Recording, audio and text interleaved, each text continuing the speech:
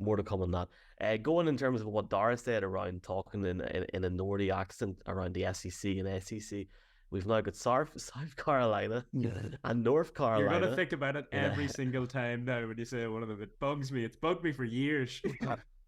and it's a big border rivalry. No, it's not Monaghan against Tyrone here or Armagh against Cavan or anything, but it's a big border rivalry. Look, North Carolina, South Carolina, again when you've got that SEC matchup. I think Lee and the lads from ESPN with Mr. McAfee, who debuts next week, they're all down there, and it's going to be great crack. But when you've got probably a top two quarterback in Drake May having the ability to go in here now. Last year, he had over 4,000 yards, nearly 40 touchdowns on the year. That's going to be awesome to see for South Carolina. They feel like they belong in the talk that we had at the start, but we didn't include them in it. And you look at the performances that they had last year. They played Clemson. I am really intrigued to see what you lads have to say about this game, because I think this is the game. This is a far better game than FSU LSU, boys. I'm loving this. I'm loving the border rivalry. I think the atmosphere will be 10 out of 10. Dara, pump it up even more. Is this going to be the game of the week? Um, it'll be the game of the Saturday anyway. Saturday's not looking great. In terms of week one.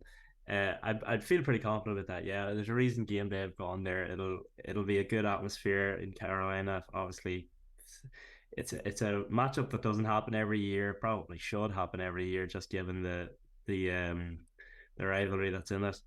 I think all eyes Yeah. will be on Drake May, as you said, North Carolina's quarterback. He's a real good candidate for a top three overall pick next year. We just haven't seen much of him, but what we have seen has been so impressive. South Carolina are coming off two back-to-back seasons of overachieving. They play in obviously the toughest conference in the sport, but they continue to just get the job done, and I'm really high on their head coach and their overall structure that they've built there in the last couple of years. I'm going to give the edge to North Carolina just because I think they're better at quarterback. And I think that, again, this is as close to call as the last game was. But I think North Carolina just have the edge on them.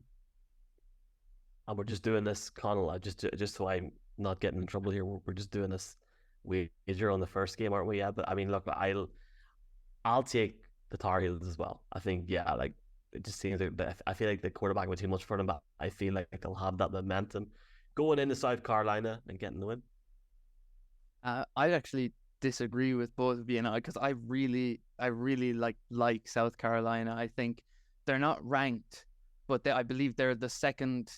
They got the second most votes of the non-ranked teams. They're only behind Texas Tech, and like some of the wins they had last year, it was similar to LSU, where it was a strange year where they kind of lost some games they shouldn't have lost, but they won some amazing games. I mean, they managed to beat Tennessee in a game where they blew them out. They like Spencer Rattler, their quarterback, who a couple of years ago was basically tipped to be a number one or number at least top five overall pick at quarterback, and then lost out to Caleb Williams at Oklahoma.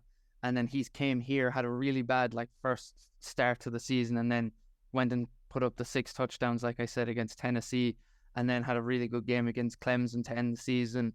Um, I'm quite high on them, and I think they have some really good players. And I hope I'm right, because it's just nice to be right, I guess. Um, Up the Gamecocks, as they say in South Carolina. What a name for a team, boys. Um,